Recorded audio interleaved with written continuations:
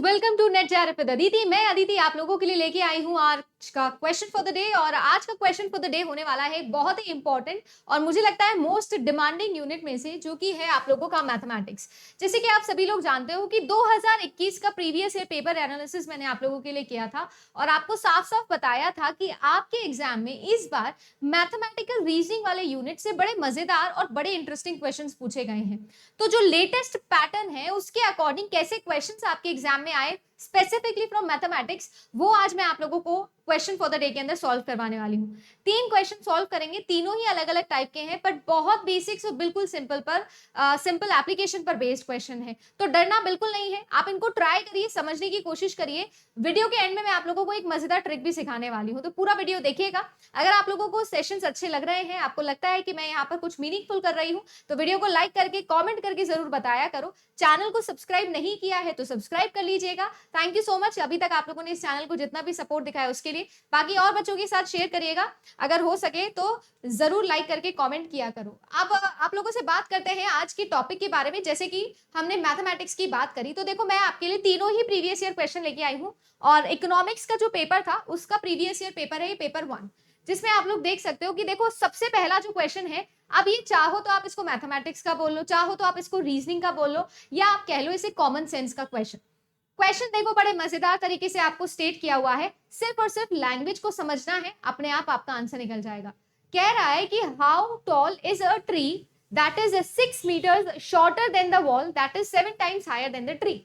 Basically इस question के अंदर कैलकुलेशन बिल्कुल जीरो है, बट इस कैलकुलेशन को तक पहुंचने के लिए या इसको एक न्यूमेरिकल फॉर्म के अंदर लेके आने के लिए आपको स्टेटमेंट समझना बहुत ज्यादा जरूरी है। और यही 2021 का पैटर्न रहा। अगर मैं 2021 के एग्जाम पैटर्न की बात करूं तो 2021 में जितने भी क्वेश्चन मैथमेटिकल रीजनिंग वाले पोर्शन से आए हैं ना, वो मेजॉरिटी आप लोगों से स्टेटमेंट वाले आए हैं। और हम हैं भैया थोड़े स्टिफ वाले स्टूडेंट्स, हमको या तो स्टेटमेंट दो या न्यूमेरिकल दो, दोनों जब मिक्स हो जाते हैं यानी अल्फाबेट और नंबर जब मिक्स हो जाते हैं तो हमारा हो जाता है दिमाग खराब। तो वो चीज हमको करनी नहीं है और ट्राई करना है कि स्टेटमेंट को हम लोग न्यूमेरिकल फॉर्म में बदल सकें, चाहे मैथमेटिक्स हो चाहे रीजनिंग हो। अगर आप इसको नंबर के फॉर्मेट में या डायग्राम में कन्वर्ट कर सकते हो तो मुझे नहीं लगता कभी आपको कोई प्रॉब्लम आएगी। जैसे यहाँ पर कह रहा है कि एक टॉल है, एक ट्री है, ठीक है ना। तो मेरे पास में यहाँ 2 एंटिटीज हैं, एक है मेरे पास में ट्री और एक है मेरे पास में वॉल। ध्यान से देखिएगा, क्वेश्चन में 2 एंटिटीज गिवन है। आपसे कह रहा है कि how tall is the tree, ये ट्री की लंबाई कितनी है, that is shorter than 6 metres, और 6 मीटर्स छोटा है उस दीवार से, उस वॉल से जिसकी खुद की हाइट कितनी है, उस ट्री की हाइट की 7 टाइम्स है। बेसिकली 2 इक्वेशन, 2 वेरिएबल और सॉल्यूशन। आपसे कह रहा है कि जो ये वॉल है इसकी हाइट ऑलरेडी आपको गिवन है जो कि 7 टाइम्स ऑफ ट्री है। 7 टाइम्स ऑफ ट्री वॉल की हाइट आपको गिवन है और आप लोगों से बोल रहा है कि ट्री की हाइट कितनी होगी अगर ट्री जो है वो इस वॉल से, या पहले लिख देती हूँ भैया, वॉल इस वॉल से 6 मीटर छोटा है।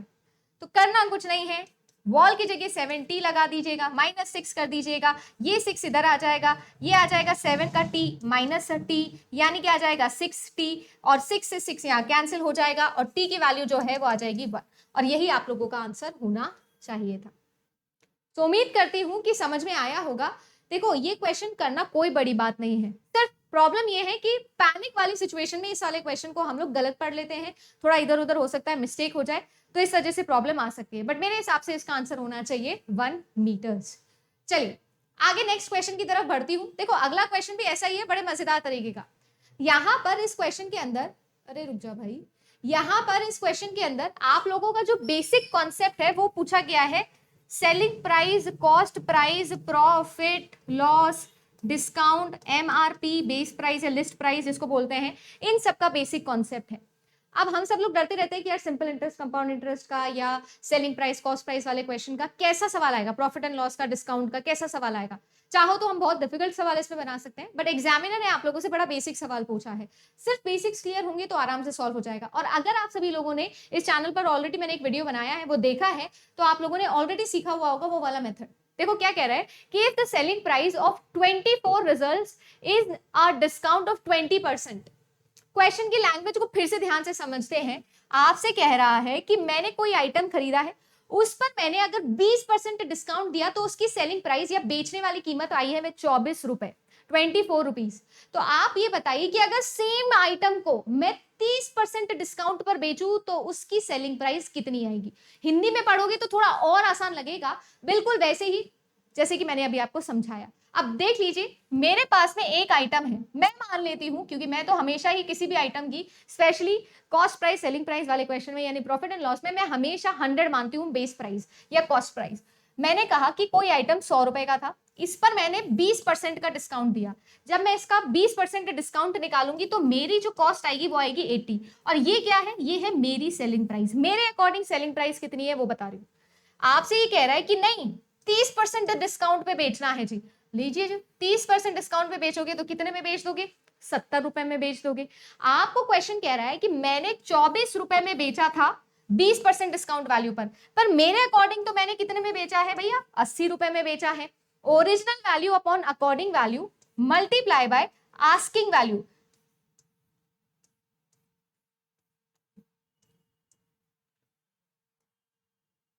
हो गया सॉल्व, ना कोई कॉम्प्लेक्स कैलकुलेशन ना कुछ। ये फॉर्मूला आप लोगों को मैंने सिखाया है, आप लोग खुद भी कर सकते हो। जो ओरिजिनल वैल्यू यानी कि गिवन होती है क्वेश्चन के अंदर उसे लिया।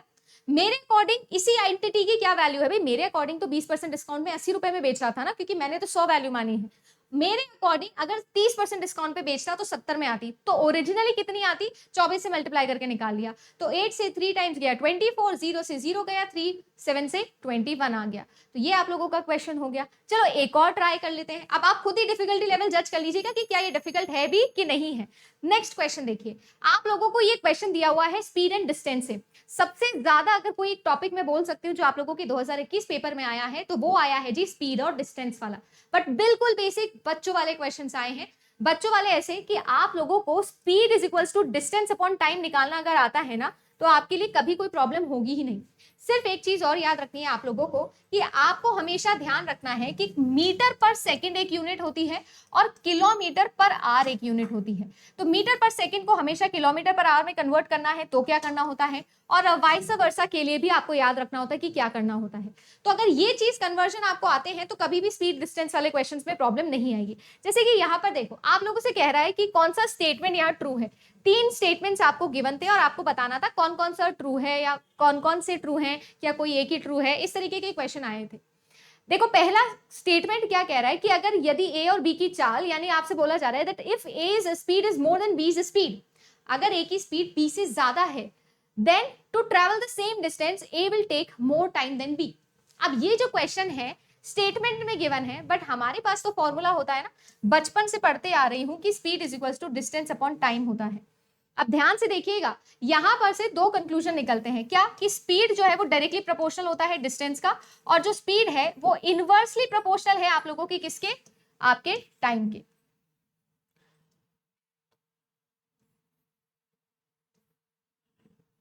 ठीक है जी, इसको आप ऐसे भी लिख दीजिए। तो जो स्पीड है वो डायरेक्टली प्रोपोर्शनल होता है डिस्टेंस के और इनवर्सली प्रोपोर्शनल होता है टाइम के। क्वेश्चन आप लोगों से कह रहा है कि मैंने डिस्टेंस लिया है सेम, डिस्टेंस दोनों कंडीशन में सेम है तो ये वाली कंडीशन नहीं ये वाली कंडीशन लगेगी। आपसे कह रहा है कि किसको ज्यादा टाइम लगेगा। भाई मुझे एक बात बताओ, स्पीड ऑफ ए जो है वो ज्यादा है स्पीड ऑफ बी से। क्वेश्चन कह रहा है that speed of a is more than speed of b. Obvious ही बात है, अगर इसका स्पीड ज्यादा है तो इसको लगेगा टाइम कम और इसको लगेगा टाइम ज्यादा। और क्वेश्चन क्या कह रहा है कि a will take more time than b. Will it take more time, no it will take less time. तो 100% आप लोगों का ए ऑप्शन हो जाएगा गलत। और कुछ नहीं किया है भैया, फॉर्मूले से क्वेश्चन आया है, बस फर्क सिर्फ इतना है कि आपको दे दिया स्टेटमेंट और स्टेटमेंट को डिकोड करके ऐसे रिलेशन निकाल के समझना था। ऑब्वियस ही बात है, अगर आप तेज चलते हो अपने दोस्त से तो आप पहले कॉलेज पहुंचने वाले हो भैया, देर से नहीं पहुंचने वाले हो। नेक्स्ट देखिए, आपसे पूछा जा रहा है 2 स्पीड्स गिवन है आप लोगों के लिए, that is 1500 minutes per minute, metres per minute और 90 किलोमीटर्स पर आवर। जैसे मैंने अभी बोला कन्वर्जन वाली बात आ गई है यहाँ पर। सबसे पहली बात तो यहाँ पर फिर आप लोगों का बेसिक्स काम आ रहा है, और अगर आप लोगों ने बेसिक्स ढंग से नहीं किए हुए हैं तो मुझे लगता है कि गड़बड़ होगी ही होगी। हमेशा कोई सब्जेक्ट पढ़ो बेसिक्स याद रखा करो। देखो जी, आप लोगों को बोल रहा है 1500 मीटर पर मिनट। देखो मैं इसको किलोमीटर पर आवर में कन्वर्ट कर सकती हूँ क्या, बिल्कुल कर सकती हूँ। ये कह रहा है कि 1 मिनट के अंदर कितना जा रहा है, 1500 मीटर जा रहा है। क्या इसका मतलब सेम है? मैं ये कह सकती हूँ कि 60 सेकेंड्स के अंदर ये 1500 मीटर जा रहा है। तो क्या मैं ये निकाल लूं कि 1 सेकंड के अंदर ये कितना जा रहा है? तो बिल्कुल निकाल दीजिए, 1500 डिवाइडेड बाय 60 कर दीजिए, इतना मीटर जा रहा है। चलो इसको और नए तरीके से करते हैं। ये तो सबको समझ में आ गया ना, यूनिरी मेथड लगाया है, बचपन से खेलते आ रहे हो इससे। और दूसरी स्पीड कितनी गिवन है? 90 किलोमीटर पर आवर गिवन है। दूसरी स्पीड गिवन है 90 किलोमीटर पर आवर।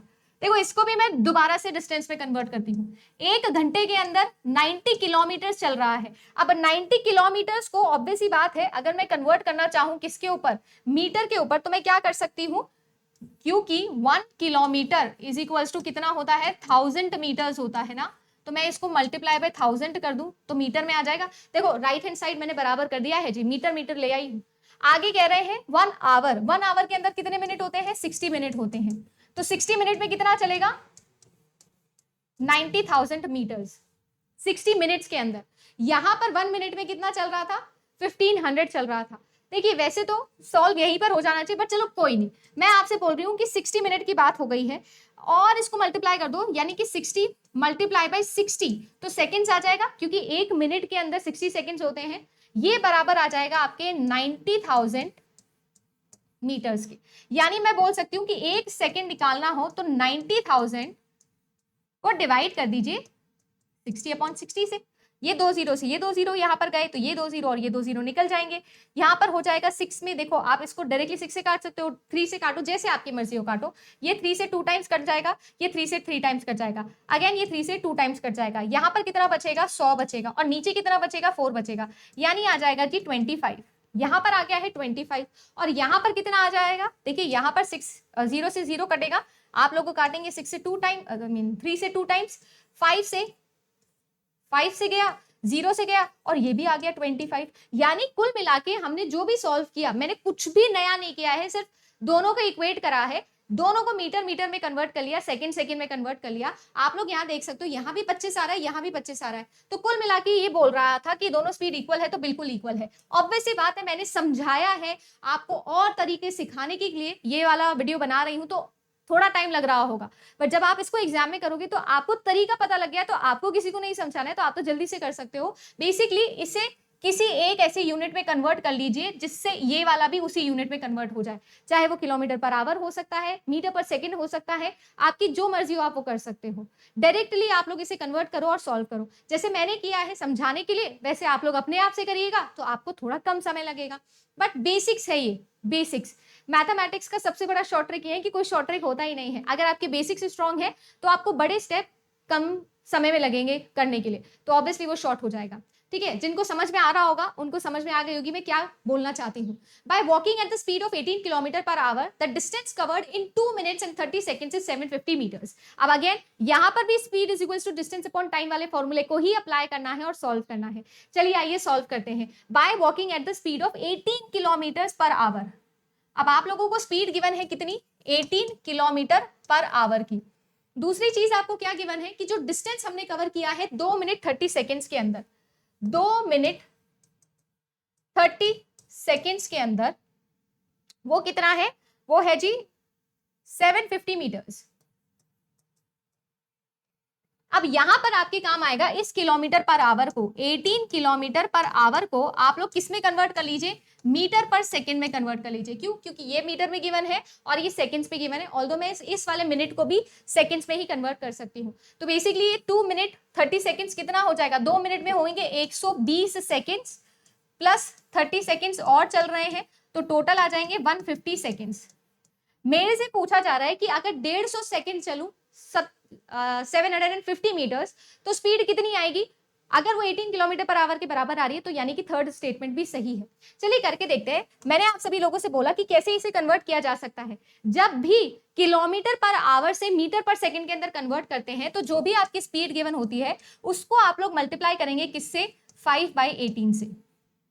किससे मल्टीप्लाई करेंगे जी? 5/18 से मल्टीप्लाई करेंगे। तो करके देख लीजिए, यहां से यहां कैंसिल, आपके पास में आएगा 5 मीटर पर सेकेंड। 5 मीटर पर सेकेंड। ये सही किया है क्या मैंने? सेम चीज एक और तरीके से बोलती हूं, 18 किलोमीटर पर आवर मैंने किया हुआ है और इसे मुझे कन्वर्ट करना है मीटर पर सेकेंड में। आप क्या करिए, 18 को मल्टीप्लाई करिए 18/5 से। देखो, या तो 5/18 से मल्टीप्लाई होता है या फिर 18/5 से। मैं ये क्यों बता रही हूँ, क्योंकि सबसे ज्यादा बच्चों को इसी में कंफ्यूजन होता है कि कब 5/18 से डिवाइड करना है और कब जो है वो 18/5 से मल्टीप्लाई करना है, सबसे ज्यादा कंफ्यूजन होता है। क्वेश्चन छोड़िए, पहले इस पर आते हैं। मैं आप लोगों को ये भी याद दिलाना चाहती हूँ कि आखिर ये कैसे निकाल सकते हो। 1 किलोमीटर पर आवर की बात है, यानी कि 1 आवर के अंदर 1 किलोमीटर चलता है। तो 1 सेकंड की अगर मैं बात करूं तो 1 kilometre divided by 60 multiply by 60, इसको भी आप क्या लिख सकते हो, 1000 से मल्टीप्लाई कर सकते हो। तो एक्चुअली में ये कितना आएगा, ये आ जाएगा आप लोगों का 1000/3600, यानी कितना आ जाएगा, 10/36 आ जाएगा। ये किस में चल रहा है, मीटर पर सेकंड में चल रहा है जी, ये सारा खेल मीटर पर second, which is nothing but 5/18। तो ये 1 सेकंड के हिसाब से निकाल रही हूं कि 1 सेकंड में कितना चल रहा होगा या क्या हो रहा होगा। तो एक्चुअली में जब किलोमीटर से कन्वर्ट किया जाता है किसके अंदर, मीटर पर सेकंड के अंदर, तो मैं क्या करती हूँ, 5/18 से मल्टीप्लाई करती हूँ। ये चीज मैं आपको प्रूव करना चाहती थी, इसीलिए कहां गया, इसीलिए हम लोगों ने ये किया। तो अगर अब आप इसको सॉल्व करोगे, यानी कि speed is equals to distance upon time वाला फॉर्मूला लगाओगे, तो डिस्टेंस है 750 मीटर्स और आप लोगों का 150 सेकेंड्स है टाइम। तो मीटर पर सेकेंड तो आ ही जाएगा, ये कट जाएगा और आंसर आ जाएगा 5, क्योंकि 15 5 जा 75 होता है। यानी कि ये भी 5 मीटर पर सेकेंड, ऑब्वियसली ये तो गलत है ना, और ये भी 5 मीटर पर सेकेंड। तो मैम बिल्कुल बराबर आ रहा है। अब बराबर आ रहा है तो इसका मतलब क्या है, इसका मतलब ये है कि ये वाला स्टेटमेंट भी बिल्कुल सही है। उम्मीद करती हूँ कि थोड़ी समझ हमारी बेहतर हुई होगी। सिर्फ क्वेश्चंस रिपीट करने से कोई मतलब नहीं है, क्वेश्चंस का पैटर्न समझो और क्या उसके अंदर दिमाग लग रहा है वो समझो, तो उससे मुझे लगता है कि एक क्वेश्चन से आप और 100 क्वेश्चन सॉल्व कर सकते हो, और ऐसे ही प्रैक्टिस होती है। उम्मीद करती हूँ कि समझ में आया होगा। बिल्कुल बेसिक से क्वेश्चन था, बिल्कुल बेसिक से ही समझाने की कोशिश की। इवन ये भी समझा है कि वाई 5/18 और 18/5। सो इसी चीज को रिवाइज करिएगा। किसी को लगता है कि वीडियो थोड़ा तेज हो गया है तो और पीछे जाइएगा, एक बार दोबारा देखिएगा, 0.75 पे देख लीजिएगा। बट ये वीडियो आपके बहुत काम आएगा, क्योंकि मैथमेटिक्स के ऐसे ही सवाल आते हैं, हर यूनिट में से बेसिक से ही सवाल आता है, बस आपको प्रैक्टिकली उसे सॉल्व करना आना चाहिए। उम्मीद करती हूँ कि आपको ये ट्रिक अच्छी लगी होगी। अब आप लोगों को मैं जो ट्रिक बता रही थी वो मैं आपको बताती हूँ कि मैंने इस पर 2 वीडियो ऑलरेडी बनाए हुए हैं। एक मैंने आपको बताई थी 5 मस्ट टू डू ट्रिक्स, जिसमें मैंने 5 तरीके के क्वेश्चन सॉल्व करना आपको सिखाया है जो यूजीसी नेट में आते हैं, और इसमें भी टाइम एंड वर्क रह गया था, तो ये हो गया 6th टाइप। तो ये दोनों ही टाइप है, 20-20 मिनट के वीडियो है, आराम से लगा के देखिए आप लोग और इन्हें रिवाइज करिए। वीडियो ऑलरेडी चैनल पर है, मैंने प्लेलिस्ट भी बना दिए हैं, डिस्क्रिप्शन में भी लिंक है, डिस्क्रिप्शन खोल के देखा करो, मैं सारे लिंक्स प्रोवाइड करती हूँ।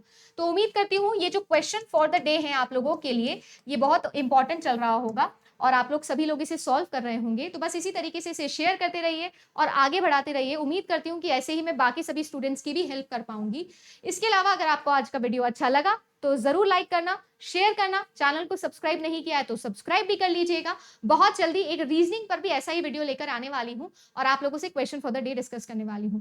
Thank you so much for watching. मिलते हैं आप लोगों से नेक्स्ट वीडियो के अंदर। Bye bye and good luck.